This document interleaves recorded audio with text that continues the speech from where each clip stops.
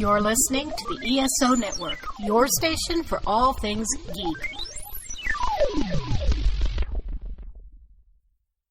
Hello, please let me see your ticket stubs for the double-edged double bill.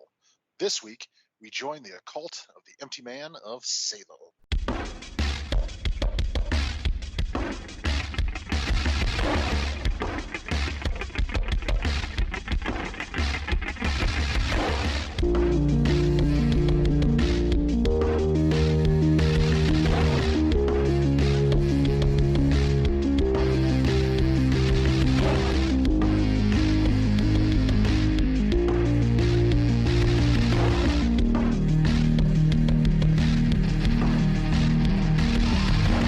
Each week, Adam Thomas and Thomas Mariani will come to the table to discuss the randomly selected yin and yang of a double feature.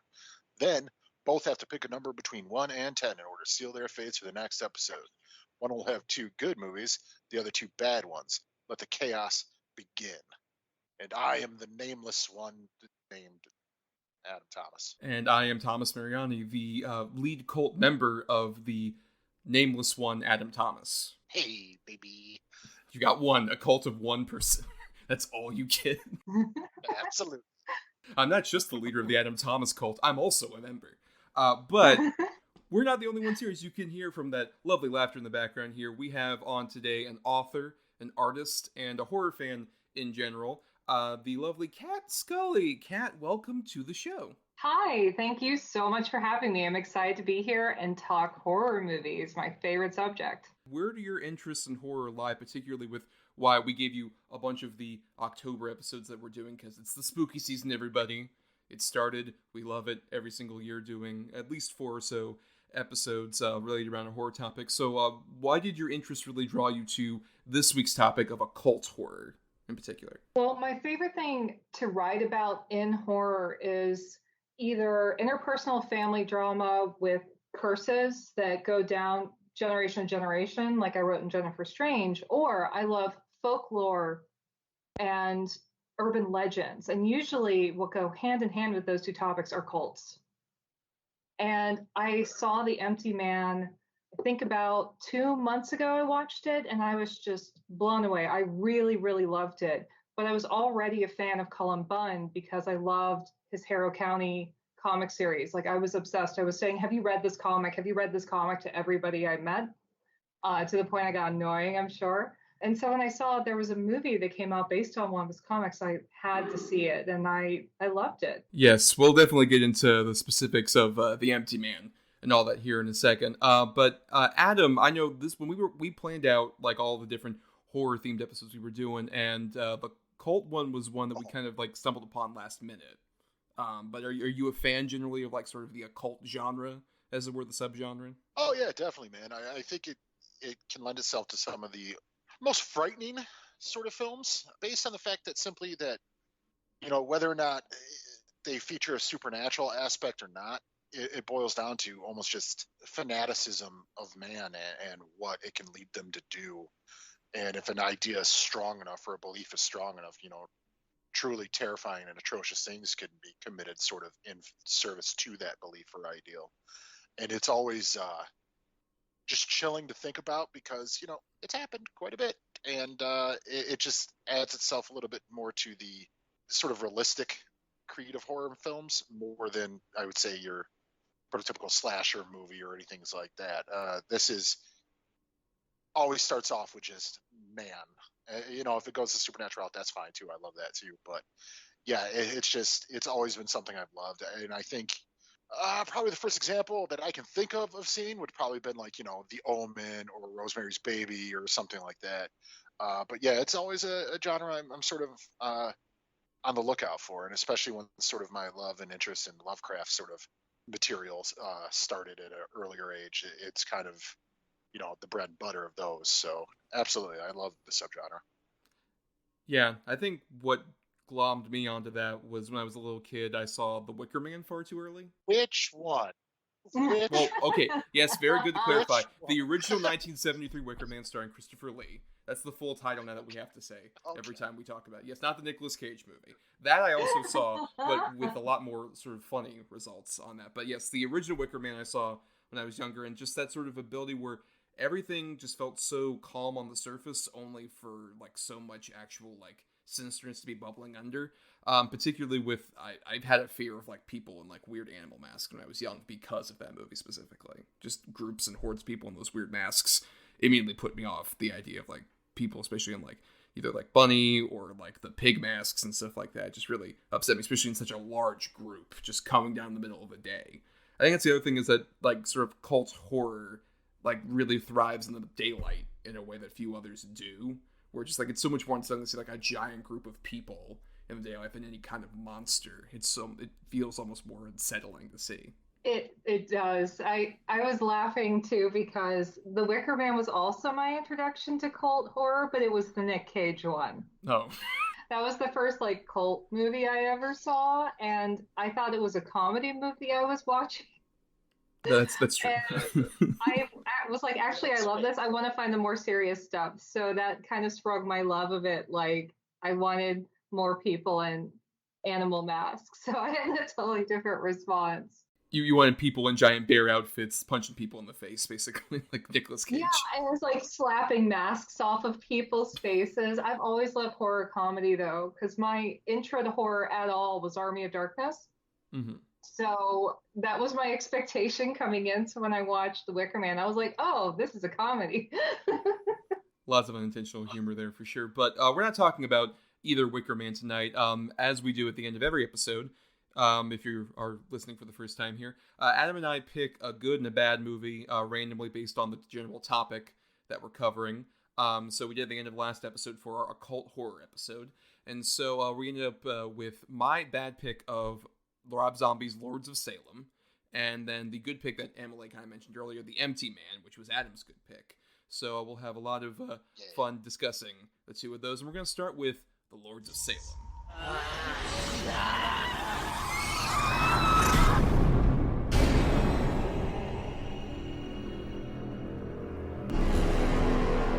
I just saw the tenant like 10 minutes ago standing in the doorway. I hate to break it to you, but there is no person in number 5.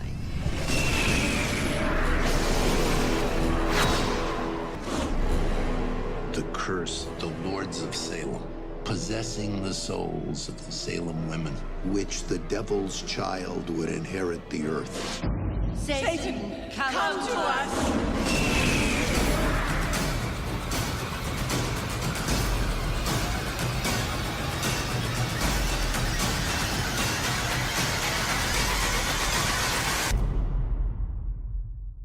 So, The Lords of Salem came out April 19th, 2013, from writer-director Rob Zombie, who we need to pause and at least talk a bit about, because we've referenced Rob Zombie on and off, Adam, but we've never talked about one of his films on the show.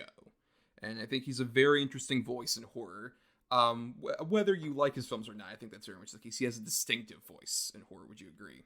Yeah, distinctive, you mean kind of plagiarizing things that have come before you? Yeah, absolutely. He does, but it all feels like the 70s grime. Everything of his has a similar tone to sort of things that have come forward, just with more cursing and more rednecky sort of stuff to it. And I can tell you why we've never covered a movie of his on the show, because he's got one that's really good, and then the rest are varying degrees of okay or shit. At least my personal opinion. But I don't know, man. I don't know if I feel like he's a distinct voice as much as maybe he thinks he is, or maybe like mega fans think he is. To me, it'd be more like your Flanagans or even your Alex Ajas or some people like that. I'd say it'd have more of a distinct voice than Rob Zombie. Well, Kat, I'm curious, because I don't think we've ever talked about Zombie on like various Dragon Con panels and stuff like that we've been on together. How do you feel about Zombie's work, whether it be his music or his films and all that? How do you like him in general? It's interesting because I had one opinion about Rob Zombie where I was just like not a fan of him when I lived in the South. And then I moved up to Massachusetts, and I live close to where Rob Zombie's from. So he's more of a presence here, where there's like a fandom, there's people who are like, oh yeah, this is his hometown. So now I'm like, oh, I see what he was referencing. He was referencing this place, like where this all was. And it's kind of his, metal version of that, but it's also a regurgitation of everything he's seen before. When I watched The Devil's Rejects and House of Thousand Corpses, like, I was like, there are some really strange literary novels thrown into these 70s style movies, like really long monologues. I'm like, oh, that monologue was great. I loved everything that Sid Haig did. I loved all of his lines, just like especially his. It was like all of his writing work went into that, and I was like, oh, I like that. But it felt like I was watching a music video that we decide, okay, we're going to put a plot into it. Something intrinsic about it. He thinks about music first and then does the movie second, almost. Like if somebody were to try to make a storyline out of a music video, that would be his movies. That's how I would describe them. I don't think that's entirely inaccurate. I would say for me, like watching, especially like I revisited some of his movies. And I remember when I first saw these movies, I was more in the camp of I agreed. Like Devil's Rejects is the one that I would say I personally loved, and then all the other ones were varying degrees of I don't like it to I really hate it. But I think I've gone back to some of these things. I think especially post like the Halloween remake and its sequel, there was that kind of like atmosphere around like horror culture of sorts about Rob Zombie. And then going back to some of his movies, even like the Halloween movies when I was like going through all of those, it's just like I do think he is a distinctive voice. That doesn't necessarily mean that I think all of his movies are great. Like you mentioned, like a Mike Flanagan, Adam, and some of the other like bigger auteur guys. I think those are better voices necessarily, like ones I consistently more enjoy. But I think whenever you watch a Rob Zombie movie, there is no ifs, ands, or buts that it is definitely a Rob Zombie movie. Like his style is distinct in that like you can spot a movie of his right away. And sometimes I think that works, like I would argue with House of a Thousand Corpses or especially Devil's Rejects. And sometimes I think they're really bad, like I would go as far as say like a 31 or even like his original Halloween remake I'm not as big a fan of. But I would put like a Lords of Salem, our subject for today, maybe even something else like Halloween 2, some of his movies in more of like this middle camp where I think there's fascinating elements that draws me and intrigues me to want to see his movies. But at the same time, I'm not as compelled to think that they work as a whole nearly as often. Agree with what Kat said, like he really likes the music video kind of visuals, and also I would argue character stuff. I think he's really solid with the characters. In his movies, he makes distinctive, interesting people that you would want to see in your movies, even if they are horrible, disgusting people. But he doesn't quite care about having it be a cohesive story in a way that's, like I said, sometimes compelling and sometimes grating. And I think this movie exemplifies a lot of that to me. Yes. And I'm curious, Kat, you hadn't seen this one before, watching it. So No. what do you think specifically of Lords of Salem, then? So it was definitely my least. I also loved House of a Thousand Corpses. I had a lot of fun watching that. But this one, I tried to watch it and I fell asleep. It's almost kind of a compliment because I felt really comfortable with it. Like, oh, this is cool. This is a series of images. They're pretty striking. And the music's cool. And I just like went to sleep. So I watched it again. And then I realized the thing that I wasn't connecting with is the fact that it feels like a series of images.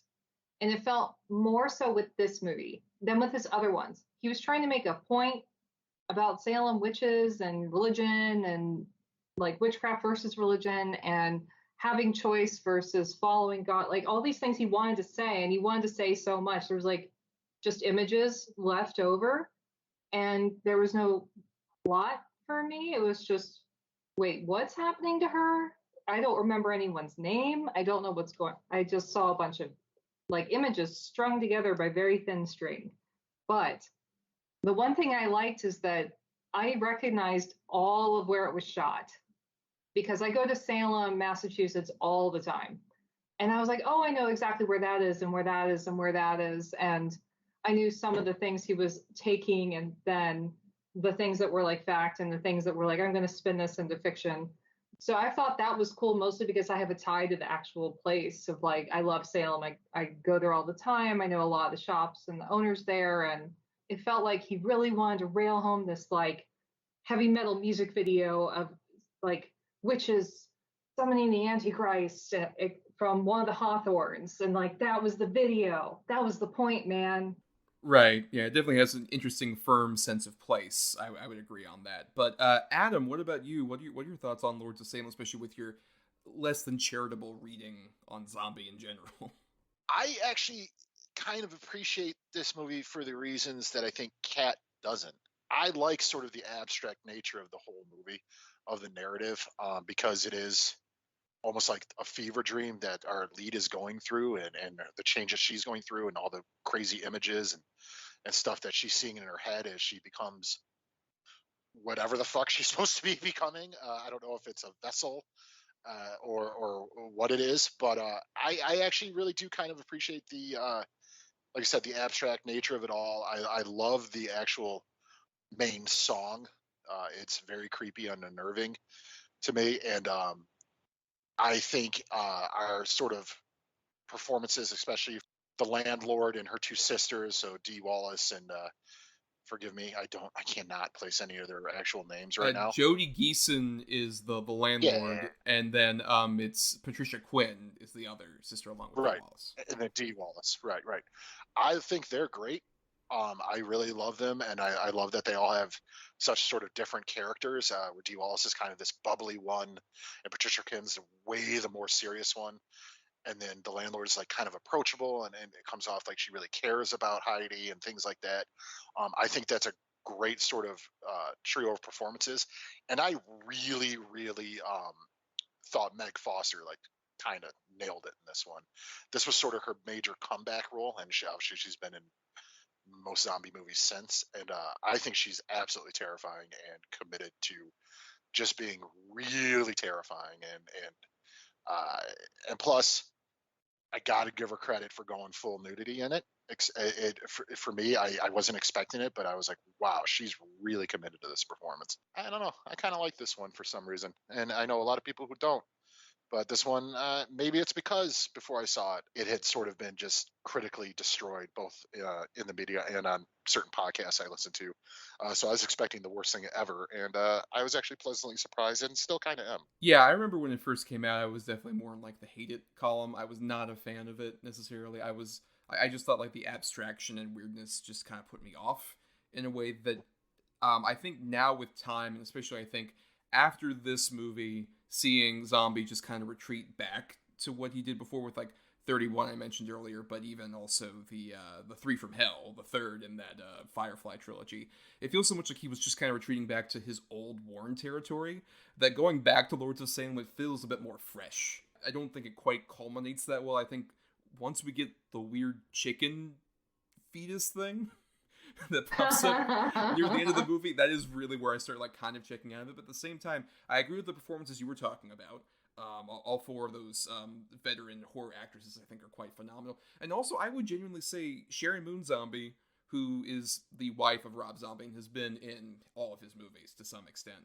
I think this is definitely her best performance. Not that I don't like her as Baby Firefly, though I think the laugh can be a bit grating the more that they kind of lean on that for her character in those movies. But I think this is her most chill, down-to-earth performance in a way where it's like, oh, you feel like an actual person who I would know. Like, her chemistry with Jeff Daniel Phillips and the great Ken Foray as the radio host, I felt was very genuine in a way where it's like, these people have hung out for, like, years and have been, like, working together forever. And you immediately get the sense of, like, oh, there's a real lived-in sensibility to their relationship. Yeah, I really love that. That was actually something I was going to compliment. Is I did like everyone's performances in it. And I agree with you about Sherry Moon. Like, I've always liked her. Your eye just naturally gravitates towards her. But this, you're right. It felt like it was more down to earth, relatable, somebody you would know. And all of the scenes with her in her apartment were just like, I really relate to her. Once I started listening to the music and it started to get just like images, because you're trying to create that hallucinogenic, like she's seeing things from hearing the music. That's where it started to lose me. I'm like, wait, what is she thinking? What is she feeling? Because she got really withdrawn, and that's where I got lost. But I felt like it was way more realistic also at the same time of like how someone would act. I think it's her best performance too, probably her most understated and naturalistic performance. And also, she does have a really good connection with Jeff Daniel Phillips and Ken Foree for sure.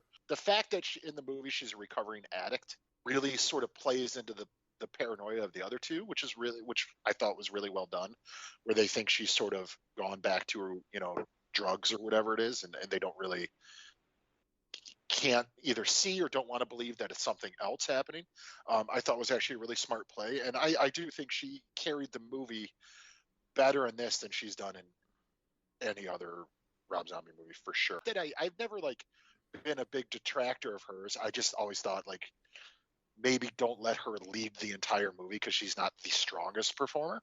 In this one, she carries it pretty well, man. It's a solid performance from her. And I think I agree with you, Thomas. I think that's one of the reasons why I look back on this a little bit more favorably, because after this one, Halloween 2, where he kind of went off the rails and just kind of did this weird art piece set against a Michael Myers story, he comes out with 31 and 3 from Hell, and it's like, oh wow, we've seen these before already and done better. These just feel like going back to the well, but the well's dried up. Yeah, I think a lot of that has to do with this being, this is one of the early Blumhouse productions. Jason Blum literally went up to Rob Zombie, just look, I know you had a weird time on the Halloween movies, but you get full creative control, do whatever the hell you want. And I think that's definitely the case with Lords of Salem, in a way that feels like he's definitely kind of opening himself up to doing oh, I can experiment, I can do something weird and interesting. And I think the most interesting stuff, I agree, is really all the stuff with the radio station people and how you really get a sense of the relationship. It's the weird, rare Rob Zombie movie that has subtlety to it, where you get the sense of, you mentioned, Adam, about clearly she's had drug problems in the past, and they're kind of working through oh, is she doing this again? And it's no, don't, we just want to deal with this. We'll especially at the end, when they Jeff Daniel Phillips leads her back to the big concert venue, just look, man, we'll deal with this tomorrow. We just, let's kind of get through tonight. Let's do this right. And I'm I really get a full sense, these people have been hanging out with each other for a while, and they really know each other back and forth. And I think that really plays out well, especially with the weird, the way that Jeff Daniel Phillips and Sherry Moon Zombie's relationship is doled out, I think is beautifully subtle, in a way where it's just oh, I get the full sense of these two have had an on again, off again relationship. Nothing's been serious, but things are becoming a bit more serious because he's concerned about her. And she's worried about losing any kind of tether to reality, and he kind of feels like that to her at this particular point. And especially with the way she goes to the meetings, and then really worried and paranoid, it does feel like somebody who's been through that kind of addiction. Anyway, where it's oh, I'm really fascinated with these characters, and I'd like to see more of their connection, rather than, my biggest problem is how many times does fucking movie do the dream sequence thing, where something's happening and they're oh my god, it's a dream. It does it a lot. Just to fill up time, it feels like. No, I definitely agree with you. The sort of whoa dream thing is done quite a bit in this, and I'd argue certain times it does work really well. Other times it's just for shock value, especially the sort of the priest and the church scene. Yes, that's the exact one I was thinking. Much. Yeah, it's a little much. It's unlike any of his other films. I mean, 100%. Doesn't necessarily make it a great movie. No, of course not. But at least it's something different than everything else he's done. So for that, I kind of respect it. It's this weird sort of 70s trippy witchcraft type movie that's just kind of nutty. I do also agree the little chicken fetus with the tentacles is fucking ridiculous. You're telling me nobody saw that fucking thing come out for the first time. It was wait. What is this supposed to be now? Are we supposed to be scared of this thing or what? I mean, look, yeah, it might be the son of the devil or whatever. But I'd punt that fucking thing. Get that thing away from me. What the fuck is that gonna do? I think stop. Just stop, man. Fuck, you're hitting my elbow. Get out of here. Punt it right into the oven. Cook on 45 degrees. I didn't know if it was a root system or a chicken. I couldn't figure it out. But that's true, especially the ending one where it looks like a weird lobster creature of some sort when she gives birth to it at the end. It was so comical. I was just I'm not afraid of it. I am glad Rob Zombie's doing his own thing, because sometimes I feel so starved for somebody doing something that's not a remake. I'm I will watch a chicken fetus. Yes, thank you. This is definitely not the worst movie I've seen at all. I thought there was a lot of merit to it. And I also was it's not quite landing with me. I'm bored in some places, but it's still more interesting. It's still original. It's still like a different way of thinking and seeing things, like addiction and religious pressure and that whole Puritan mindset that's still in the roots of New England. And yeah, I just like that he's got what he's trying to do and being himself, and that's cool. Like, I have complete respect for that. We mentioned her earlier, but Meg Foster is phenomenal in this movie. With like, she opens up the movie with like that whole sequence around the fire. I think is pretty stunning. And I think I love like those cuts over to the witch trial stuff from like back in the day. I love the fact that like those sequences I think are an example where Rob Zombie kind of uses his grimy aesthetic in a different way, where it's not, oh, this is the Fireflies in Texas and they're like saying run rabbit run, all that kind of shit. They're not doing that. So instead it's a lot more of this like using that grimy aesthetic to bring to life the idea of like these witches who are trying to sort of carve out their own kind of vengeance against people who have driven them out to the woods, basically trying to like birth a new creature to like lead them into being the superior sort of society that's going to destroy that puritanical thing that Kat was talking about. I agree that I think Meg Foster just puts it all out there, and I think that makes it even more terrifying when we see her in like present day as the movie goes along. If anything, it's like I wish there was more of her, and like we mentioned, Dee Wallace, Patricia Quinn, and Judy Geeson, I think are like so phenomenal. They just weave in and out of the movie in favor of some of the stuff like the big Sasquatch guy in the room. Yeah, that guy. Yeah, I agree with you though about sort of the past with the griminess and the Rob Zombie, his general look, sort of even with the sepia tone to it, but they're around the fire. But yeah, they're not, run rabbit run or fucking skull face paint. They're fucking licking babies and shit. Like, it's crazy. It's fucking wild shit. Like, for the first time I saw this, I was like, the licking baby scene.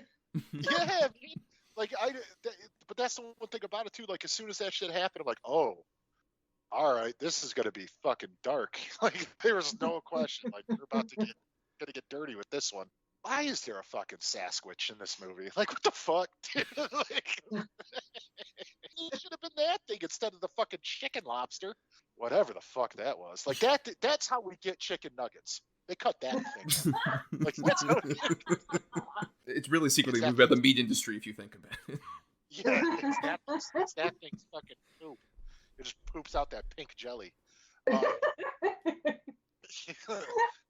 But yeah, dude, there's a lot of shit I really like. I love the look of the whole cathedral at the end, or whatever it's supposed to be, like that hotel, how beautiful and gold and bright it all is. The score is grandiose. I don't even mind the like demon bishops like masturbating scene. I think it's a really perfectly macabre, disturbing, yet with the religious sort of tones to it to kind of tell the story he's trying to tell. That didn't really even bother me. It's a little nuts, but still, like, whatever, fuck it. It's the story he's trying to tell. It's just, I wish he would either, like you said, Thomas, leaned on sort of Meg Foster and the other three more so than maybe the creature stuff. He's trying to tell a really weird fucking story. And I do think it maybe got away from him a little bit. I think if this movie does kind of show anything, it's that Rob Zombie doesn't necessarily need to have somebody constantly checking him on his decisions, but he maybe needs a little bit of guidance when it comes to certain things. I'd say if nothing else, maybe a collaborator. Yeah, absolutely. Absolutely. I mean, especially if nothing else, to like give some people a bit more time. Like the weird thing where this was clearly like very edited together to the degree that like people like Michael Berryman and Sid Haig and Barbara Crampton are in here for like 3 shots at most. They like pop up and it's like, what the fuck are they doing here then? Why do you get like horror legends that just kind of be there like, yeah, we're kind of here in the background for like a couple shots. Well, yeah, I think originally the Michael Berryman, Sid Haig characters were witch hunters, right? During the past, and I think the idea was that they were the ones who captured Meg Foster and the rest of them. Yeah, that was so alarming while I'm watching. Is that Michael Berryman? Oh, I don't know if it was. He's off screen already. What the fuck? Yeah, I completely agree. And I still don't even see Barbara Crampton in this. Where the fuck is Barbara Crampton in this? There's the bit where they play the Lords of Salem music on the radio for the first time, and they show all the women who like stop doing what they're doing. The one who's the florist is Barbara Crampton. I thought so. Yeah. Why? Okay, that's why I didn't notice her, because why? But I wanted to ask then, Kat, you said there was a lot of like these weird images that you didn't quite connect to. Were there any that you were sort of like fascinated by, even if they seemed kind of like arbitrary? I loved the extravaganza that happened to your eyes at the end. I agree with Adam that I just didn't have a problem with at that end part, the priests were all masturbate, like I felt like, okay, yeah, fuck religion. Like this is her subconscious kind of trying to interpret the horror that is happening in front of her, and she just can't understand. I felt like that sequence, I went, okay, yeah, this feels like a psychedelic trip, like where she's totally maxed out on what's happening. I also loved all the golden religious like awe that was put in it to kind of show how big and oppressive the structure is. And with the heavy music like cranked up of like, yes, here is the baby that you have birthed at the top of the golden stairs. I was like, okay, I get this scene. I get what's happening here, what he's saying here. I'm very visual, so I love where stuff is like really good looking. A lot of the time, if I watch a movie and it's really good looking, I can forgive plot holes because I go into it thinking I'm just going to watch this for the visuals and then I enjoy myself. If you look at it just the plot, it's really, really good what he's doing here. But because we're just going through these sequences very quickly, we're not getting a chance to feel it and emote with her and connect with her and be like, oh, holy shit with her. That's what I had a problem with. I think I generally agree with what you're talking about there, basically, that like there's this weird facet of it where it's like, I like this general story of, Sherry Moon being this former drug addict that's kind of dealing with this summoning of these witches. And I think the best images are the ones that really continue with that. Like, I agree. I think the whole finale has a lot of great elements with that. Particularly, I love the image so much of like when the curtain rises on the stage and it's like all the witches in stark whiteness on that stage. I think it's like this really horrific, just like, oh my god, we're like opening like a new dimension basically into terror at this point. All the lead up stuff to eventually the final shot of Sherry Moon on top of that thing of bodies. With the Velvet Underground playing. I think it's another similar example of like a music video image, but at the same time you focus on it long enough to where like, oh, this is, we see that like this is her eventual fate to just being a part of like this massive cult, of being a martyr, so that this cult can continue doing what they're doing. I think I agree, like that stuff works a lot better than like some of the dream sequences that happen, like the one where it's like she's at Jeff Daniel Phillips' apartment and all of a sudden he gets killed by a bunch of like weird faceless doctors. And then she like gives birth to the thing the first time through C-section, and then she wakes up. Just like, okay, like I get that that's like something that's waning on her because of all this stuff with the music, but at the same time, it still just feels like it's so sudden. But at the same time, that doesn't bother me as much with like sequences where you do focus a bit longer on it. Like I think the movie gives you enough context with like Bruce Davidson's character for like what exactly the plot is supposed to be, so that you can have more fun and focus on something like the scene where he tries to warn Sherry Moon Zombie about this, and Dee Wallace beats the shit out of him with the teapot. Which I'm just like, I'm down for just Dee Wallace being a fucking badass. The way she like gets that cigarette, just like, well, I better finish it, and then just completely decimates that dude. Once again, like her and Patricia Quinn and Judy Geeson are like the reason to watch this movie. The way the three of them like communicate with each other in a way that feels like they're sisters, but also have such sinister intentions. They are stellar. But we do have a whole nother movie to talk about, so we should go ahead and I guess go into some quick final thoughts on Lords of Salem before we get to our next feature. Kat, your final thoughts on Lords of Salem. I would watch it again. It's definitely given me a different point of view of it, having this discussion with you all. And it makes me want to watch more of Rob Zombie's movies because I haven't seen everything he's made. And I'm excited for the monsters, that they gave him the monsters, because he's wanted that for forever. So I'm really happy when people get their like passion IP that they really wish they could work with. It didn't connect with me the first time I watched it, but I think I will watch it again to see what else I take away from it. I'm just happy that man gets to dig through the ditches and burn through the witches for once. Finally. Finally, after so long. For sure, yes. But Adam, your final thoughts on Lords of Salem. I like I said, I think it's still a pretty solid fucking movie. There's a lot of really good performances here.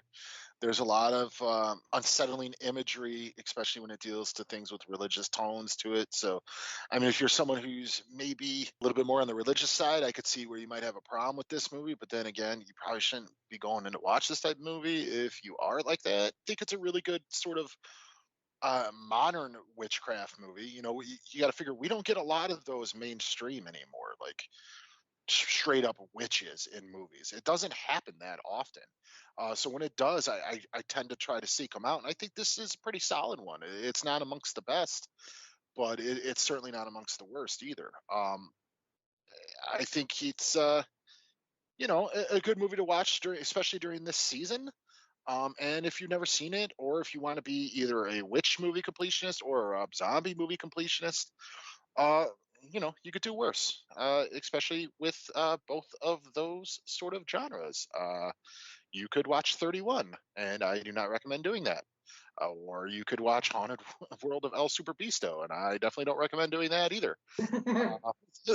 So yeah, I think Lords of Salem is a good, solid number 3 for Rob Zombie. I think it is his third best movie in his entire sort of filmography as of yet. Yeah, I think you can tell that there's a lot of influence from him for stuff like Kubrick and other things. Where it's a thing where I agree that like you see his influence a lot in his movies, but at the same time, I don't ever feel like he's just wholesale copying any of his influence as much as he's just kind of filtering it through his Hellbilly Deluxe filter, as it were. And I think you can even see that with Lords of Salem, but it doesn't lean as much on like the Hellbilly elements you get from like the Firefly family. I think it definitely feels like him stretching himself out a bit in a way that doesn't always work. I think it's sort of a mixed bag. But I think at the same time, it's a much more fascinating than I gave it credit for initially, and has a lot more to it than some of his later movies that would happen from here, and has some pretty solid performances. It's weird where you would never imagine that Zombie is like an actor's director, but I think this is the best example to show you that, like, oh no, he really is. I think he gets such interesting performances out of everybody, to the point where I agree with what Kat said about, I'm very curious about his Monsters movie, if nothing else because it's going to be Sherry Moon, obviously, as the mother, but also Jeff Daniel Phillips is supposed to play the father character from the Munsters, the guy from this movie, who I think is kind of perfect for Herman. I'm very fascinated to see him take on that part. And also just to have it be something very different for Zombie, because it's just like, if he just sticks to like, let me do like a weird horror comedy that leans more on the comedy of this family being together, I think that could really work out for him. But before we get into our next feature, here is a promo for an ESO show you can queue up right after ours. Hello, I am the monster of the Monster Sci-Fi Show. You may be confused, but I am the superior version of the monster, and not just some variant. Much like me, this podcast is burdened with glorious purpose. I'm here to say this podcast delivers timely sci-fi and pop culture news plus movie and TV commentary reviews. In the end, is this not simpler? Subscribe to the Monster Sci-Fi Show. It's sci-fi from a certain point of view. The Monster Sci-Fi Show is part of the ESO network. All right, now let's get into our second feature, The Empty Man.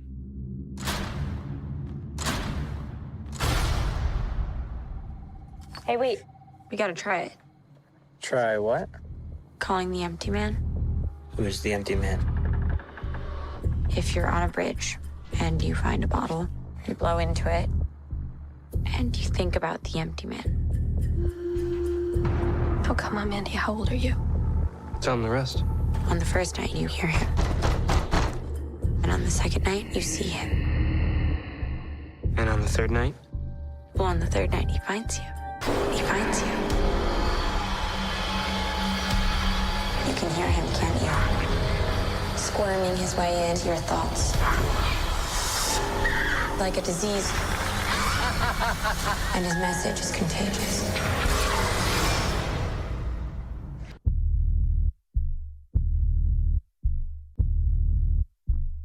So, The Empty Man came out October 23rd, 2020, from writer-director David Pryor, and it was based on a graphic novel by Colin Bunn and Vanessa Del Rey, which, Kat, you kind of intimated you're a fan at least of the author's works. Had you read the Empty Man graphic novel before seeing the movie? No, I went into the movie completely blind. I actually kind of liked it that way because I felt like it was really good to see what exactly they were going to pull off with it, especially with COVID going on. So I feel like it's been difficult to get movies out that, especially that are like original, standalone, like this is a completely different concept, not from a franchise, not from Marvel, not from Disney, not from a remake. And I went, I'm just going to go watch it before I have a chance to find the graphic novel and read it, because I'm like, I want to support the movie. I want to support movies that come out right now, especially the horror films that are not, the franchises and things I mentioned. And so I'm like, we're just going to watch it. Let's support it. And I was so happy because a lot of my friends were like, watch it, watch it, watch it. And I was like, I don't know, because much like we learned from the last movie, a lot of the time when I watch a movie for the first time, I don't like it. It takes me 3 or 4 viewings to be like, okay, now I see where it's going. But with The Empty Man, I immediately liked it. That was just really nice to go, yeah, I love it. So I had problems with it here and there. I didn't think it was like perfect or anything, but like I just loved what it was doing. And Adam, you're more of a comics person in general. But had you ever heard of even the graphic novel for this or not? Fuck no. I had no idea. I had never even heard of it, man. I had no idea it even existed. The reason I even glommed onto this movie is because I on Letterboxd, I'd seen sort of yours and a couple other, friends of the show post reviews about it. And the name of it alone, The Empty Man, I'm like, how the fuck can something called The Empty Man be that good? Because I immediately got Bye Bye Man vibes and Slender Man vibes because of the title. So I'm like, there's no fucking way. And even if you watch the trailer, that doesn't really sort of dissuade that idea. So I'm like, there's no fucking way. So I told you, Thomas, I'm like, all right, I'm going to try that fucking Empty Man movie. And your exact response was, oh, this is an Adam movie. And I'm like, I don't know. And then I got about 45 minutes in, and I'm like, oh yeah, no, this is totally my shit. Like, this is what a solid piece of horror filmmaking this is. I gotta imagine the source material is great too for it to even be options. But it's a shame that because of COVID and everything, that it never really got the chance to sort of get an audience. I mean, I'm glad it got the HBO Max release, and it has found sort of a cult appreciation to it. But this one, I'll tell you, man, I really wish this one would have got a wider release and been a classic sort of word of mouth success story where, people would see it and be like at the theater and be like, oh man, no, it's really fucking good. You should go see it. And it really caught on through that. I think this would be a prime candidate for that sort of old school, like I said, word of mouth campaign. I think this would have benefited very, very well from that for everyone involved, including our lead actor, who's really fucking good in it. I've always seen him in a couple random parts, like he was in Iron Man 3. Man, he's really fucking good in it. The whole cast is really solid in this movie. I think this is just a really fucking scary, unnerving, bizarre, almost dreamlike fuckery of a movie. Yeah, Kat mentioned earlier the whole thing about like, oh, things that aren't like Disney or like the big franchises. It's interesting that she mentioned that because of the weird history where long before even COVID, this was a movie that apparently managed to get like $60 million to make, and immediately Fox, who originally owned it back in like 2018, was just like, this is so uncommercial. It's a 137-minute long movie that's very slow and doesn't have like a lot of like big exciting scares. It's more of like an oncoming dread. So we're going to put it on a shelf for several years. And it didn't get released until Disney bought Fox and was just like, what is this? The Empty Man? Fine, let's just dump it in theaters, whatever theaters are open during COVID. So that's why this movie managed to only make $44.2 million, because just dumped in the middle of COVID. And I agree that it's so much of a bummer that not only is it like a movie that deserved a bigger release in more traditional times, but also it's a movie where like it's so scarce in terms of its availability, where like you can either watch it on HBO Max or like on Spectrum on demand, a service I'm sure every Spectrum customer knows about and isn't unaware that it exists. And then even in terms of like, you can only rent it off of like Apple TV currently for like $6. And that's like the only place you can even like rent or buy it from. Like, it's such a weird movie that like Disney, Fox, or 20th Century Studios is trying to bury, to the point where this movie starts with the 20th Century Fox logo, which all the trailers just said 20th Century Studios, because the entire Fox angle had been completely dumped by the time this movie came out. Like, it's how much they didn't give a shit about it. They didn't even put the new logo for the studio on it, which is such a bummer. Because I agree that this movie, I think, is pretty great. I agree that James Badge Dale is the actor Adam was referring to, our lead, and it's so phenomenal. And also David Pryor, for like, this is his first feature film, because prior to this he was like the big behind the scenes documentarian for David Fincher's movies. Like any special feature on a David Fincher movie you saw prior to this was made by David Pryor.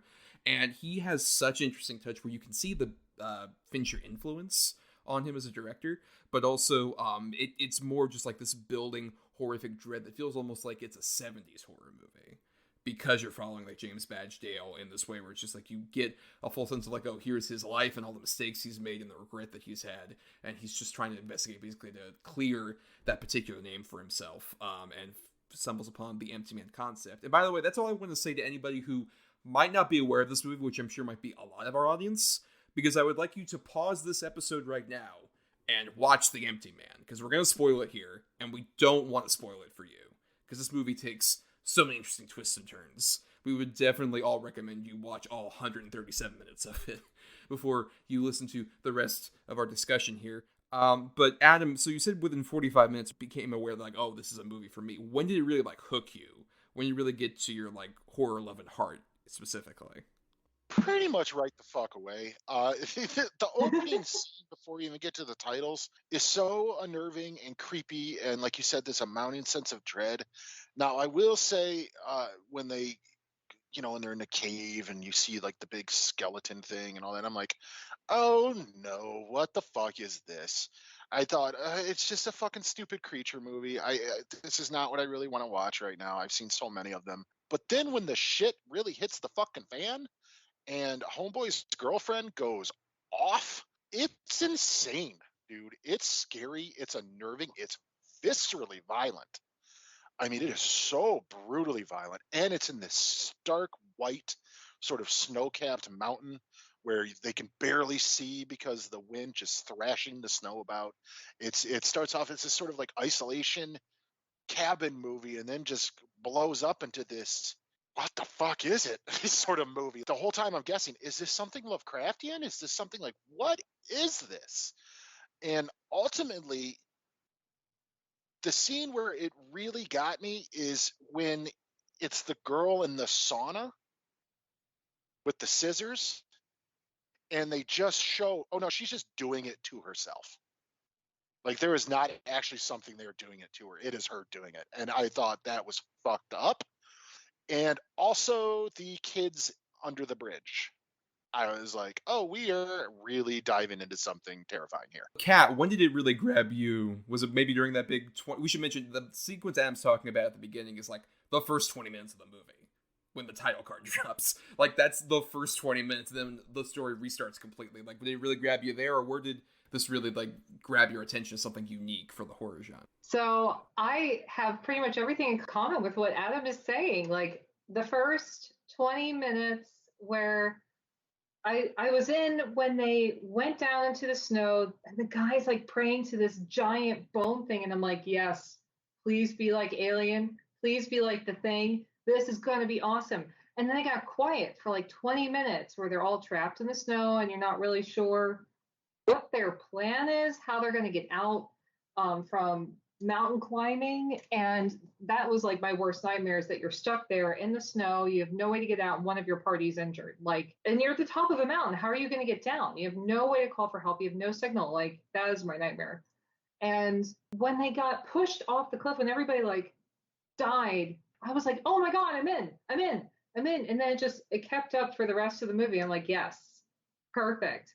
But it was unsettling, that quiet. I realized later that when I was just like, okay, I'm kind of bored now, that actually was more unsettling, because it didn't have the pace I was used to. It surprised the hell out of me that that's the direction it took. And I was like, oh, yay, I love it. I think my favorite scene in the whole movie was the kids, very start, there's these teenagers and they're on the bridge and they've got the Coke bottle, and like, this is the legend of the Empty Man. I was like, oh, I love this scene. It's not really anything happening, but there's a hint that it's out there. And I was like, oh, I love that kind of thing, where it get that kind of quiet, where you're not sure what else is in the woods with you. That was phenomenal. But the twist at the end, where you realize, like, the tulpa part was the part I connected with the most, that there's somebody who's been built up to be the vessel for the Empty Man. But I'm a big David Lynch fan, and he uses tulpas all the time. So I think that's why, because I had already seen a whole bunch of tulpa stuff with David Lynch, hanging in there through all of Twin Peaks and Twin Peaks The Return. That's why I went, all right, I understand the ending. But I felt like at the end, I had to watch it twice because I didn't totally get it at the same time. Like the first time I was like, wait, what just happened? What? Oh, okay. So I wouldn't be surprised if other people went, well, that was kind of like a note where I didn't get it or I fell off. That definitely was the case for me, where the first time I watched it, I really did enjoy the movie greatly, but I was very confused by that kind of like the Tulpa twist that was going on there. I was a bit confused by it, but going back to it this time, this is the second time I watched it, I think I was really able to grab particularly like what the movie does that you guys have talked about, like the use of quiet. I just love that the movie has like the patience to be able to do stuff like the bit that grabbed me immediately was very early on when the entire group goes back up to the cabin and you have the guy who ends up being the initial Tulpa that we see, and all that they're doing is just that weird whisper like noise that's going on, which is like that creeped me the hell out immediately. Just like, what do you, like, I can tell you're talking because I can hear your lips like separate, but I don't know what the hell you're talking about. What's going on? What's this weird, like, Walla Walla, like, background noise that someone would put into, like, the background of, like, a movie, like, for overdub ADR shit? Like, what is this? What are you guys talking about? It immediately put me on edge. And the movie, like, really focuses so much on that where, like, the horrificness of this cult is all in, like, how they aren't saying anything. Like, so much of it where, even, like, shout out to, I believe it's, Marin Ireland is the one who plays Nora, who I believe is the young girl, who I think is such a standout in this movie. Just immediately a talent that was just like, I want to see you in more movies. Because she is, the first time you watch it, instantly just like, oh, she's kind of like a weird separated girl, but like you really feel for her and you want James Badgedale to find her. Then, as the movie goes along and you find out, oh, she's like the weird architect of his entire misery and his weird upsetting existence as like a weird ragdoll man, basically. Like, you can see so much of, like, her manipulations from the start. Even, like, that great bridge scene you were talking about, Kat. Like, that is such a stellar example of her being like, oh, I'm introducing a fun little thing, like this spooky story about the empty man. Oh, no, it might be real. Oh, no, we gotta get out of here, guys. Even though it's just like, I'm leading you all to your deaths. That's what I'm doing here. It's so unsettling, especially, like, rewatching it. She just instantly brings up all these creepy feelings. Can we talk about that, like, one scene where the entire crowd of the cult that James has stumbled on move as one? I love that scene. Absolutely love it. It gave me a lot of 28 Days Later vibes, where they all froze and saw him and they all start chasing him. Because that's one of the creepiest things to me in movies is when all of a sudden the entity you're observing immediately takes notice of you and starts coming after you. It's terrifying to me. And this one really did it. But, hey, James Badgedale did exactly what I would have done. He was like, yeah, fuck this. Like, yeah, 100%. Okay, fuck this. Like, yeah, absolutely, dude. Get the fuck out of there. But yeah, they're running after him in unison. It's so scary and frightening. And you can't really see any of them because they're all wearing, like, hoods and things. It's just so... I don't like it. Like, yeah, it's very scary. It's the combination of him saying like oh yeah no and then running away, but also even him after like getting past all those guys in his car and everything's fine, just like, what the fuck was that? What was that? In his car, just instantly like, yep, the most relatable thing I would instantly do the moment I got the fuck out of it. Like, you gotta floor those fuckers down too. Like, dude, just get the fuck out of there. You know, this is definitely one of those where I've told certain people who I know this would sort of be up their alley. I'm like, you gotta watch The Empty Man. It sounds fucking dumb. Yeah, I know. I thought that too. It's what's fucking Empty Man. Well, like he's a wino? No, not like he's a wino. I mean, kinda, I guess. But you know, just watch the fucking thing. And all the response I've gotten from people who gave it a chance has been extremely positive. Yeah, I don't know why with, like, say the popularity of It Follows, like how many people love It Follows, like an urban legend that's fresh and different.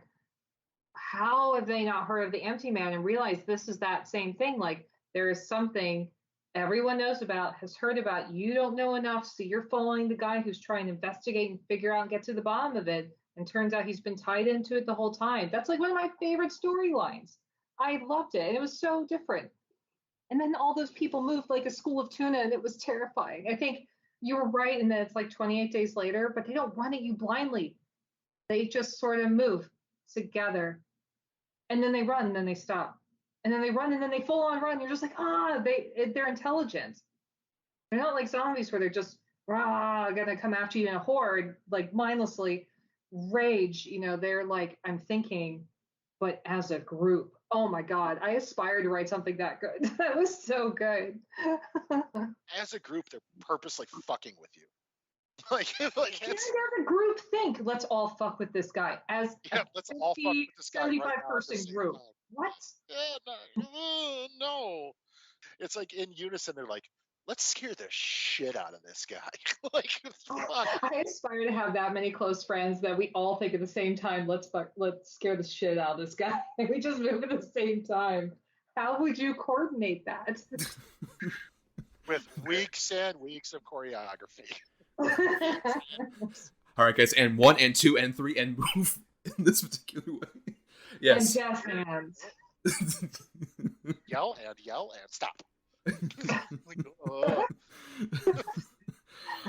But I think also what works so well is that like the movie's even able to do that with either like these sequences where it's like, wow, all these people choreographed to this one thing, or even with stuff that's like simple that other horror movies have done, like the two sequences actually where James Badgedale is just in his house and he hears the empty man essentially come into his house, and there's so little like actual effects work or anything that you actually see in the first one.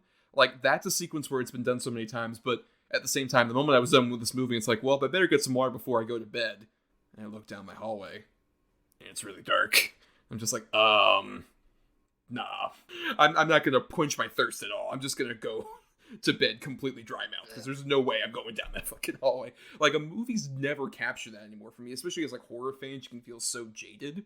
But with a movie like this, it's so like something that we really have to like get to other horror fans out there, because it feels so unique and unsettling with sequences like that, or even something as simple as shout out to one of our favorite character actors, Stephen Root, showing up as the cult leader, and is so tremendous. Where it's instantly just like you've seen this guy before. It's like, oh, it's the voice of that guy on King of the Hill or whatever. It's just like he's unassuming, but no, he is terrifying, and he's immediately just like you can see why people would be warm to him, but at the same time you are unsettled by particularly the whole thing where he talks about, you know, the whole children's game where you repeat a thing over and over again until it loses all meaning. It could be your name or it could be an entire abstract concept.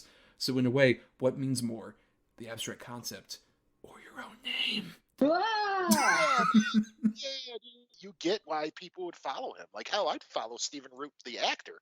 I'd probably get arrested, but still, like, he's really fucking good. And before I saw Barry, I would think this is a weird role for Stephen Root.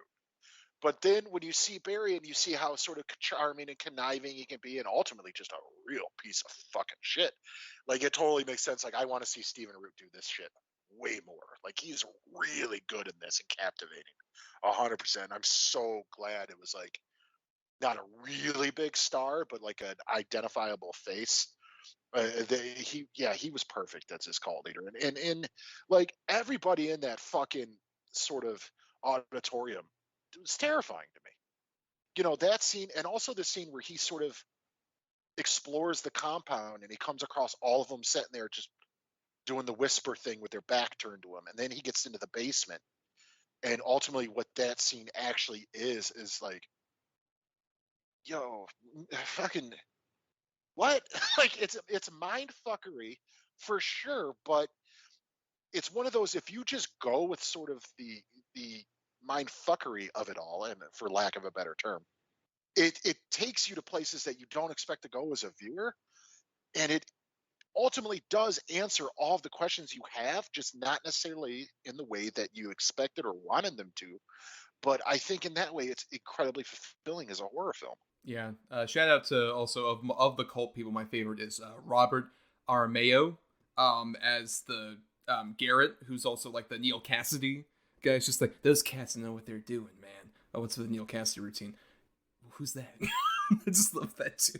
He's speaking this weird, outdated thing. It kind of reminded me the most of like what Kat was talking about. That felt the most Lynchian. Like, that kid felt like he was in fucking Twin Peaks. He grew up in Twin Peaks and just came to fucking... He did. He came from Twin Peaks, so he moved over. He's like, yeah, man, I've seen some things. But especially the scene where like the James character like kidnaps him, and he just goes on about like, oh man, everything's gonna be different.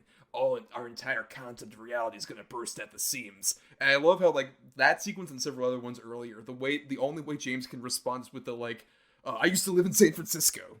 Like that's all he has after a certain point. Like his reality is just completely breaking apart. He's just like, I can grasp onto this one thing they put in my brain of I used to live in San Francisco. Just immediately, it's this thing of like, it's funny in the moment, and the more you think back on it, it's just like, oh, his like circuits are frying. Like he has no idea how to respond to like his reality completely breaking apart. Like it's just a creepy, weird movie. If you're a fan of like jump scare horror, there is some of that in here, but I definitely think would fall more in like the cerebral, slow burn horror type movie. So no, it's not going to be for everyone. It definitely has a certain audience for it, but it's just like I said, getting past the title, getting past the trailer, which is not very good, but getting past those two things and kind of just giving yourself over to the empty man. I think come to the void. Yeah, dude, you can fall into that thing, man. You know, it's a hard one to sort of pigeonhole into a certain genre. Like even the occult thing, yes, it definitely is that, but it's a lot of weird other things too. I just, like I said at the top of the discussion, I just, it kind of makes me long for a world where this sort of got a wider release and maybe got more word of mouth, because then we maybe could have got more mainstream horror like this. That's not just remakes or based on a book by Stephen King or by who's ever the hot horror director at the time, which I'm not sort of trying to badmouth any of those things, because I think those things are important too. It's what keeps sort of the genre alive in the mainstream. But I sort of miss not having these little, not necessarily little, but these out of left field horror type movies come and gain an audience. Obviously COVID had a lot to do with that too, but I mean, it's been happening before that. I mean, look at, like Thomas alluded to earlier, the production of this movie. Nobody knew how to market this movie or how to sell it, which I get, but it's just, I really hope this finds a bigger audience and more people sort of champion this type of horror, and so we can get more of this. Well, those sound like pretty good final thoughts, Adam, honestly. I want to add one thing to it, and then I'm good. Okay. If you come across 70 motherfuckers in a field with hoods on in a circle, and there's like lightning with no thunder, get the fuck out of there. It's time to go. Like, don't stand there and investigate and try to get further. Just fucking take off, dude. Well, to be fair, even before that is when he was in the cabin and he saw all those like videotapes and the files. I'd get those files and get the fuck out of there at that point. Like, I got the thing I'm looking for. I am leaving. Yep, I'm good. Well, this place is scary, but at least it's still daylight out, so monsters can't get me. Goodbye. Like, get the fuck out of here. For sure. But, Kat, what about your final thoughts on The Empty Man? I completely agree. I wish more people would check it out. And I hope by listening to this episode, more people do. Especially if you've listened to this whole thing all the way through, you could definitely clearly tell we all love it. But get through the quiet of the first 20 minutes, because then it just goes off from there.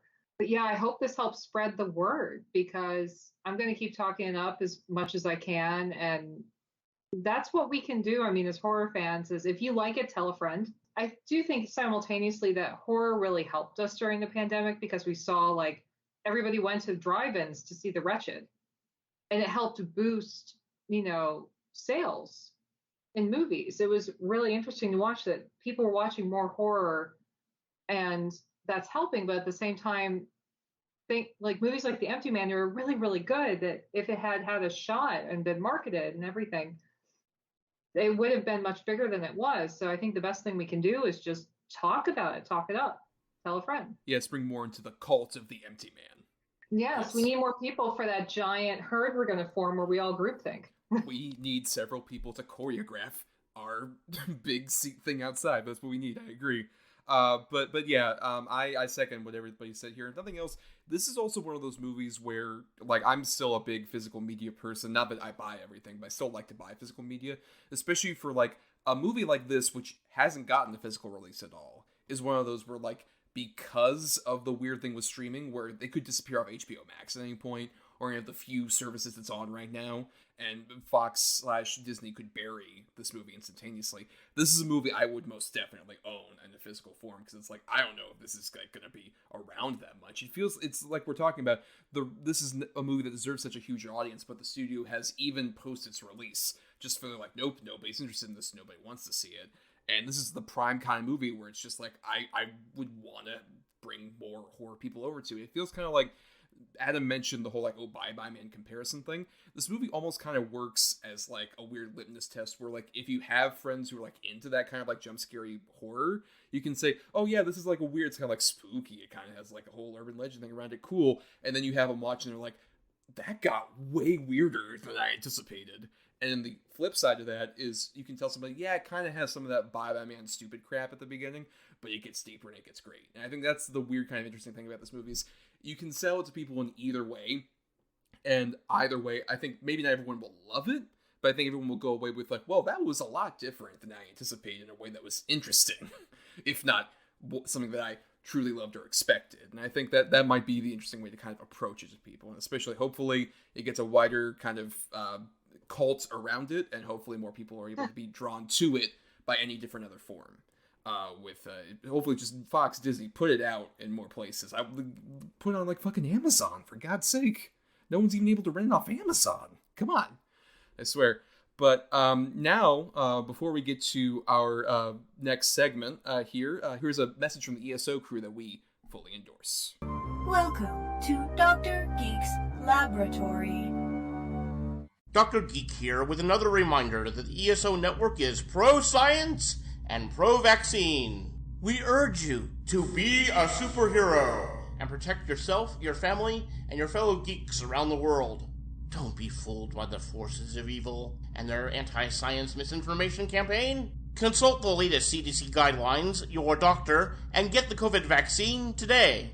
All right, and now it's time for our third big segment here, the Double Redo, where every week Adam and I, and a guest, if they feel so inclined, recommend usually 2 good and 2 bad movies related to the topic in question for the episode. And so for this, we're talking about cult horror movies, as it were. And so I have a couple recommendations here. I'll be first. The 2 good ones I wanted to bring up was, one, the 1971 film The Devils, which we kind of talked about with The Empty Man, about the weird availability of that movie. The Devils is a similar thing, even though this is a much older film, celebrating its 50th anniversary. And I was able to watch it because Shudder will occasionally have it on their streaming service for like a month and then have it disappear, basically. And I was able to watch it earlier this year. And if you don't know, it's a story about like this priest played by Oliver Reed, and it's kind of based off a true story where he was like the lead priest in this village. It takes place like in the 17th century or so, and he becomes sort of like this cult figure in his own way, where he takes the priesthood and uses it to take advantage of like everything around him. Like he's a hedonist, and he's had affairs with so many women in the little village that he's in. And as things go along, he ends up basically attracting like an occult kind of own sect of Christianity in his own right that ends up stirring up so much controversy to the point where he is basically converted a nun played by Vanessa Redgrave into like a lust-filled maniac of sorts who kind of leads basically the cult of the Oliver Reed character. And it's kind of a horror movie, but it's weird. It's Ken Russell, who made like Tommy and the Who concept album adaptation and so many other weird movies. I can see why it was a movie cut to ribbons several different times over. Yet somehow the nun appeared in Space Jam 2 in the background for some reason earlier this year as well. Just a weird thing that's actually true. You can see the Vanessa Redgrave nun character in that movie. Very odd. But it's an interesting movie that we're going, if you can find it, to seek it out. And then my other good one is The Invitation, which is the Karen Kusama movie. She also did Jennifer's Body, and also Destroyer after this. And this is a very good movie, basically about just a bunch of people get together for a dinner party. And the main couple we're following is kind of in a bit of dire straits with each other. And as the evening goes along, it turns out that the people who are hosting the party might be a part of a weird cult in their own right. And it unravels, despite not having like a lot of huge like horror set pieces. It's more of like a drama with a lot of sinister horror implications to it that I found fascinating. Like so many great performances, and Karen Kusama is such a good director that even though it's a drawing room kind of like back and forth conversation movie, you are so visually engaged with like what's going on here. Particularly, I think it has one of the great all-time final shots at the end of this movie that's really stellar. And then just the two bad ones I want to mention really quickly. One is one that has a lot of like reputation behind it. A lot of people love this movie because it's based on a Stephen King novel, and the concept's interesting. But I've always found this movie kind of overrated and dull. I have the original of, since there are hundreds of these sequels that came afterward, I have the original Children of the Corn, which I've never been a huge fan of. I think it's like has a really stellar start in the whole scene where like the kids actually start taking their vengeance. That's pretty stellar. And then after that point, it's a lot of Linda Hamilton and her husband just like going around walking endlessly. Occasionally they come across a creepy kid, and it's just like, it's such a slog. I never really got the love for it. I think it's one of the lesser Stephen King adaptations, especially in the 80s where it was such a huge thing. It's one of my lesser favorite ones for sure. And then the other one I have is The Sacrament from Ty West, which is a movie I'm not really a huge fan either of. It's basically like a Vice documentary crew follows this cult that's led by sort of Gene Jones style cult leader. And that main actor, who I believe is actually named Richard Jones or Gene Jones, I'll look it up here in a second. I think he has a stellar performance, but it's a lot of like twiddling our thumbs until you basically get to what we've all known. Like, it's so close to like the Jonestown story that's like you find out by the end, just like, oh, it is Jonestown. And there's not much to it. Maybe if you aren't aware of that story, you might find that interesting. But if you know any of that stuff, it is like beat for beat without being called like directly a Jonestown adaptation. And even then, it's not a very compelling one by any stretch. But those are my choices. I can't agree enough with The Devils. That is a fucking movie. And I do get the controversy behind it, but it is definitely one of those, if you have the means, I highly recommend it. It's just, oof, you feel a way after watching that movie. That's for sure. It's one that doesn't leave you either. It is quite fantastic. I actually haven't seen The Invitation. It has been on my watch list since it came out, but for some reason I've never gotten around to it. And it is October, and I'm trying to watch a new sort of horror movie every night that I haven't seen, so that just shot up to the top of the list. So I will definitely be checking that out. Children of the Corn, I completely agree. Great concept, great opening bit. Couple decent performances by some of the kids, but other than that, it's just dumb. And the sort of final creature bullshit is just so laughably dumb looking and stupid. It loses all steam that it might have had building up for it. It's just ridiculous. And as far as The Sacrament goes, I've actually seen that a couple times because I was doing like a big podcast binge, and they were talking about the Jonestown sort of cult massacre, and so I watched it through that. If you look at it like it is a Vice documentary about Jonestown, I actually kind of liked it. I thought the lead performance was incredible. He's not exactly Jim Jones, but he's really close, and I think AJ Bowen's pretty a standout in most things he's in. He's one of my favorite sort of cultish, again to use that word, but horror actors. I really do enjoy his work. Well, I actually haven't seen those, and I love Children of the Corn, actually. Like, I really like that one, but I also think it's kind of silly. Yeah, but I haven't seen The Invitation. I'm gonna have to check it out. That sounded really good. All right, for my good, I have, crazy enough, a Ty West film. I have The House of the Devil, which I believe it takes place in the early 80s, late 70s. It's a very slow burn movie, about a babysitter who takes his job at this weird house, and the family's gone and blah blah blah. And what it's ultimately turns out to be, it's a satanic cult and things like that. Without giving way too much away, very slow burn, great score, really well shot. Tom Noonan, dude, he's so scary. And again, AJ Bowen's really good in it.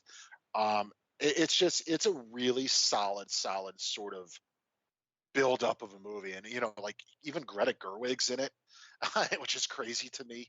I really, really like House of the Devil. It's probably my favorite Ty West movie. It's one I definitely recommend. And for my other one, real quick, I had one that I hadn't heard about. It was recommended to me by my brother. I'm not sure if it's Netflix. movie. I know it's on Netflix, but it's The Endless. It's another cult movie, deals with maybe some Lovecraftian stuff, some time loop stuff. It's really sort of, again, kind of a slow burn that builds up, and there's a lot of like, what the fuck is going on during the entire movie. I really, really enjoyed it. Not great performances from our leads, but pretty solid. Enough to I was able to follow them. But there's a lot of just creepy imagery and just unnerving, bizarre behavior and things like that in it. It's one that I definitely, again, if you haven't seen or even heard of it, I would recommend checking it out. And then for my bad, I have the aforementioned Wicker Man remake. Because what the fuck is this movie? Like, yes, it's funny. I can firmly say I am 100% convinced that they were not trying to make a comedy. Um, it is out of control crazy. Why is it burned? Why is it burned? Like, what the fuck, dude? Take it down a notch. He karate kicks people in a bear suit. Like, what the fuck is happening? Like, it's just, it's so ridiculous and over the top. Ellen Bernstein actually is quite good in it, and I'd say that's about all it's got going for it as far as a serious horror film. If you want to watch it because you've heard it so stupid that it's funny, then you might enjoy it. But talk about a remake that is just pales in comparison to the original. That's probably one of the most prime examples out there. And then for my other one, I have a movie that it came out, and I know it has fans. I remember seeing it at the theater, and I instantly hated it. And I rewatched it probably about, I don't know, a couple months ago, just to see if I maybe would feel different about it. And I don't. It's The Skeleton Key. Without getting into it again, because I don't want, it's a very sort of twist ending, and I don't really want to spoil that for anybody if they haven't seen it.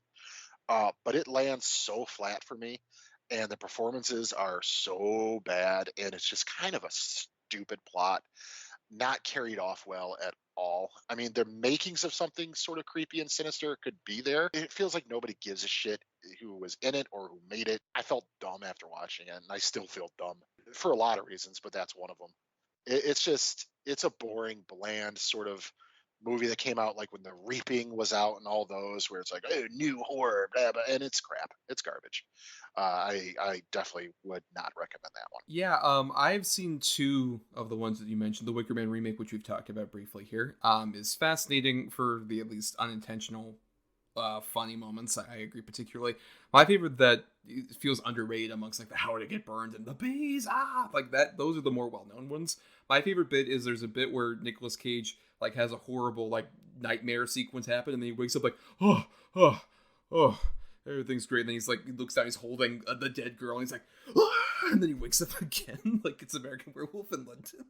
It's one of the ridiculous things I've seen. And I've seen House of the Devil, which I agree is one of the better Ty West movies. I prefer The Innkeeper slightly more, but those are the two definitely of his to watch that I think is so. Yeah, and I agree. The Greta Gerwig thing is so weird. It's like, oh, future Academy Award nominated director Greta Gerwig is in this movie. It's fascinating. And I've wanted to see The Endless for a while because that's it's Aaron Moorhead and Justin Benson are the directors, who also did a movie called Spring, which I've recommended on the show previously, and I've done like some interesting little low key horror movies. But that's the most recent one I haven't seen that of theirs, so I definitely want to check that out. And The Skeleton Key I have not seen, though I am aware of the twist. I won't reveal it as well. And I thought, like, wow, that sounds kind of dumb. I'm not going to bother with that. Like I mentioned before at the beginning of the show, I love The Wicker Man because I view it as a comedy. I haven't seen The House of the Devil, but I've been wanting to for a while.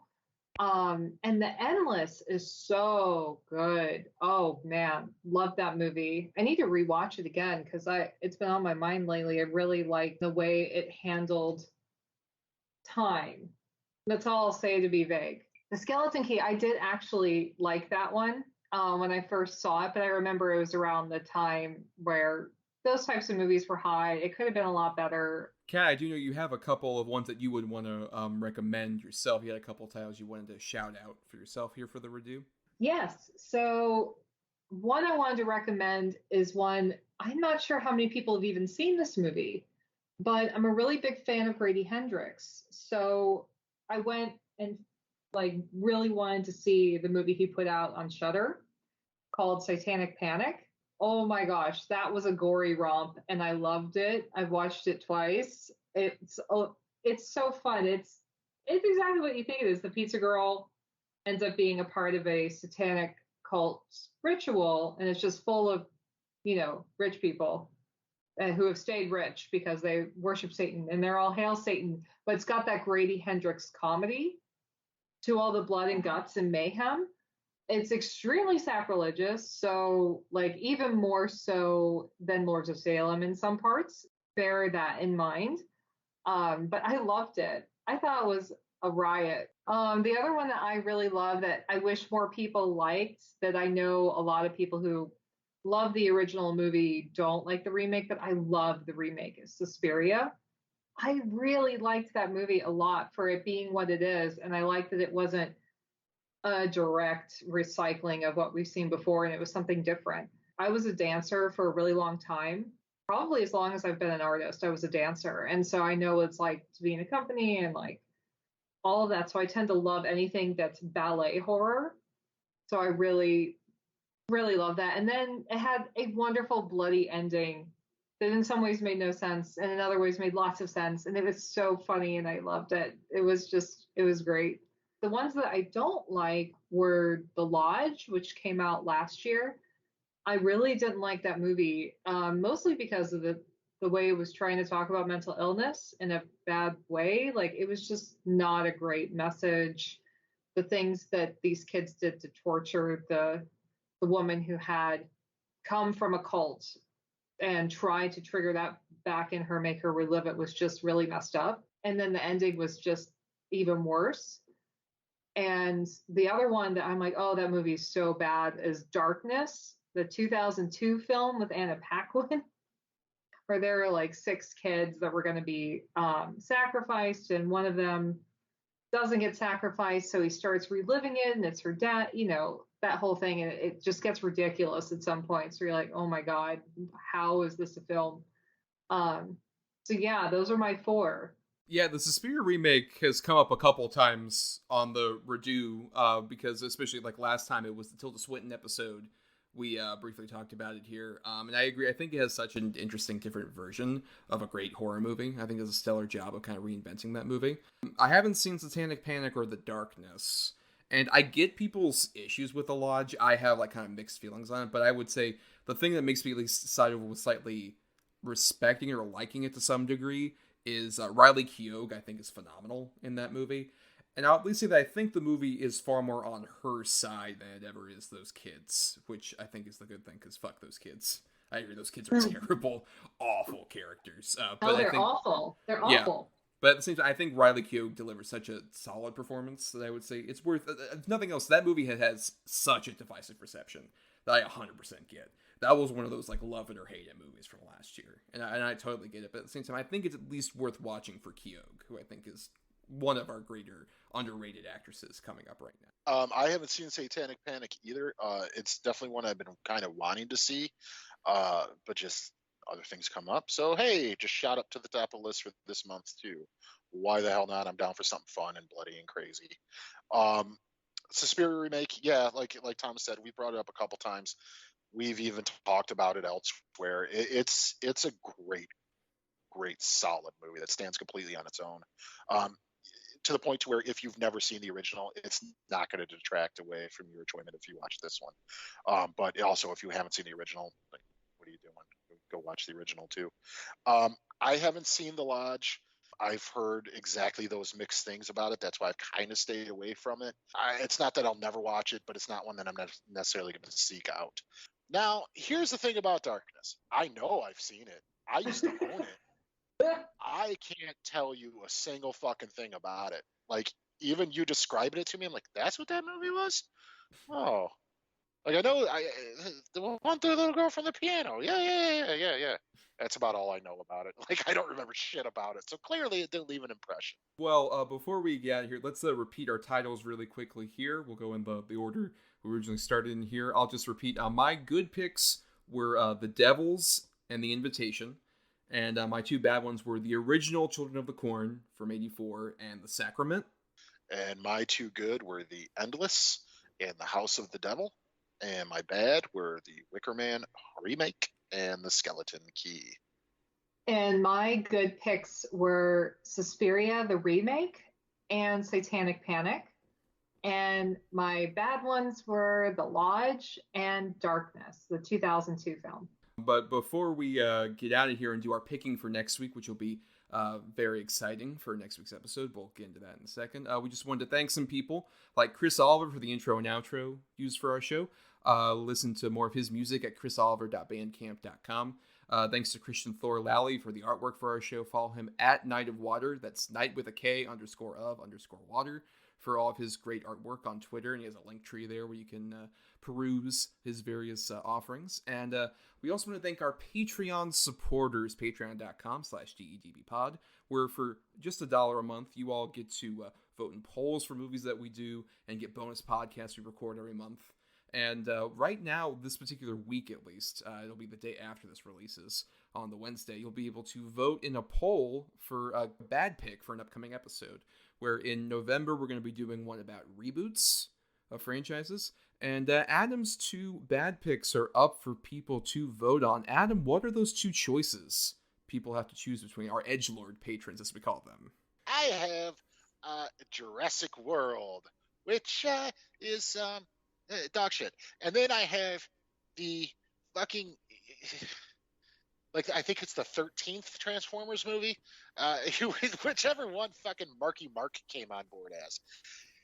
Look, without getting into it, the case gets picked. He plays an inventor. From Texas. The most Texan possible. From Texas. That's enough. That's enough. By the way, the film is Transformers 4 Age of Extinction. That's the specific one. For this whole time, I thought it was Revenge of the Fallen. So there you go. I believe that's the second one, but we've never covered one of those movies on the show. Somehow, we've never covered one of those movies. So that'll be fascinating if that one gets picked, or Jurassic World. That one has a lot of fans, so I'll be curious to see which one of those gets picked, and we get to talk about on that Reboots episode. But we have one more person to thank, and that is the lovely Cat. Cat, thank you for coming on. Please plug yourself a bit. Tell people what you're doing out there and where they can find you on the internet. Sure, absolutely. So if you want to check out my work, the first place to start would be to buy Jennifer Strange. Basically, you can order it online anywhere, but it's an indie book, so you're probably not going to wander into Barnes & Noble and find it. So the best place would be to either order from Copper Dog Books, which is my local bookstore, and you can put a note if you would like me to personalize it, and I will go and sign it for you or make it out to whoever you'd like. The other thing I'm working on right now is The Mayor of Halloween is Missing. That's going to be out around mid-October. It's perfect to read with your kids for the spooky season. And if you would like to read my adult horror, I'm going to have a white water rafting trip gone wrong with vampires in An Unholy Thirst, which will be out at the end of the month. So that's where you can find my writing work. But if you want to check out my illustrations, you can find them on catherinescully.com. And I would definitely encourage everybody to check out the video game I'm working on. That's my day job. I work with some of the team that made BioShock and BioShock Infinite. And now they have a studio called the Deep End Games. And we are making a very loving parody, kind of a Castlevania, which is Dracula on a dating show where he dates other monsters. And it's a platformer. So you're also fighting the whole time and you're dating monsters. It's the best. I love working on this game. So I really hope everybody checks it out when it releases next year. That is such a stellar concept for a video game. I had no idea you were doing that. I immediately need to play this. That sounds so stellar. But yeah, you're a busy bee, and yeah, I definitely I'm very excited about particularly like the picture book and Jennifer Strange. I'm very happy to see you doing all these great projects. You're such a busy bee.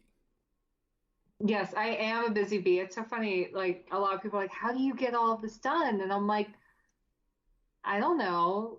I like to do things and I sort of regiment my time in doing them.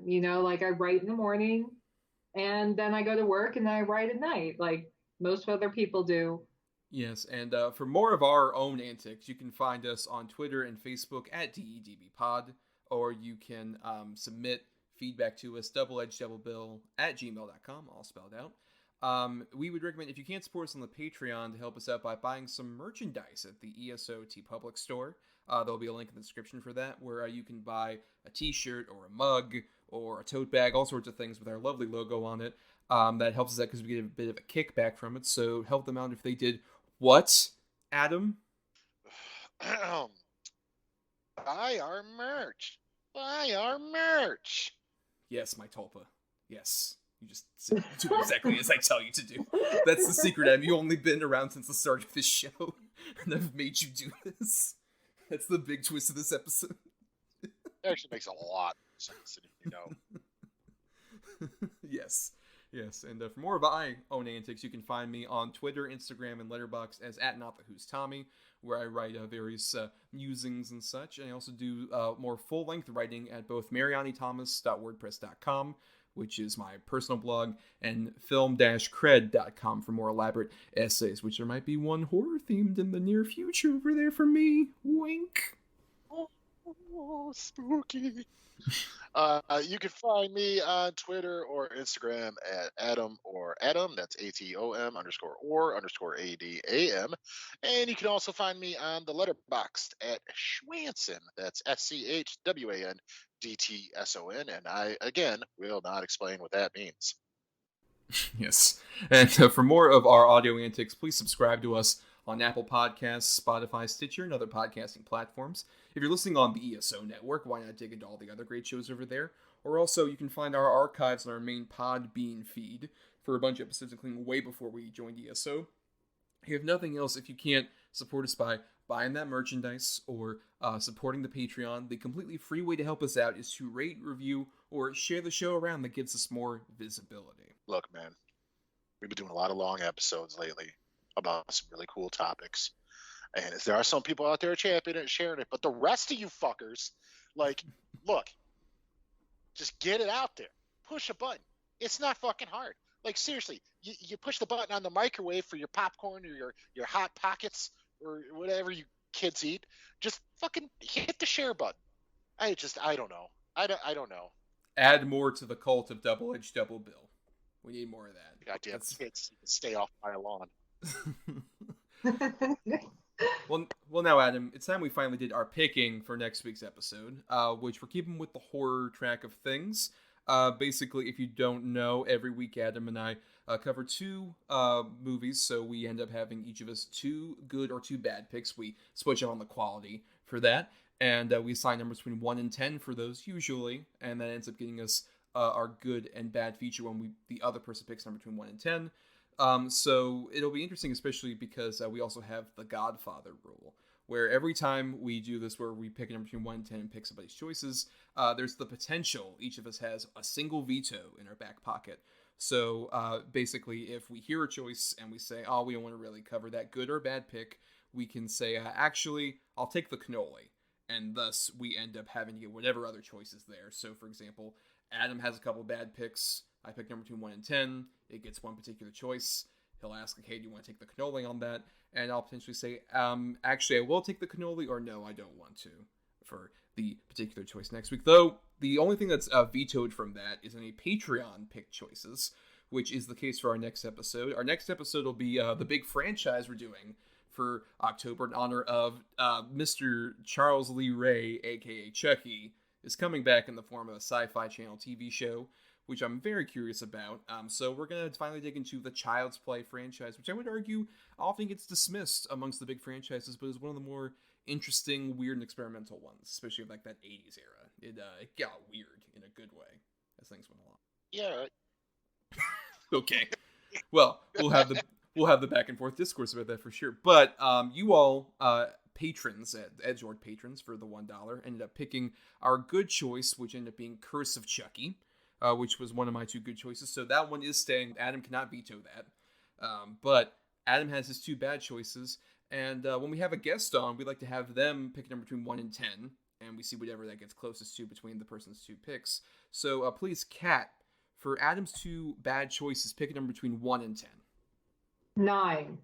Alrighty, at number 8, I have what I think is probably the worst of the franchise. I know some people might think it's my other option, but I have Child's Play 3. Yeah. That is one of the worser ones. It's not one that gets discussed that often, I think, even compared to your other pick.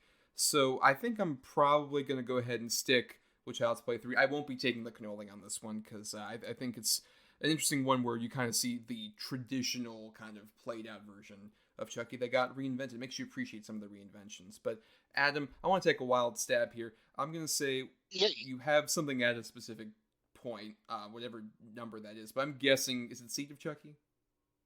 Yeah, that would be number 5.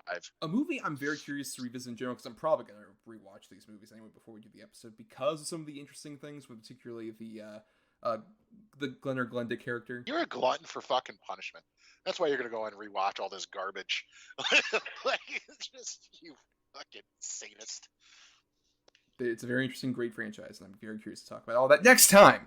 But until then, everybody, that is the end of our episode. And we just want to encourage you all to join the cult of the Empty Man. To impersonate Thomas is impersonating the movie. A piece. Piece of carrots, piece of carrots, piece of carrots, piece of carrots.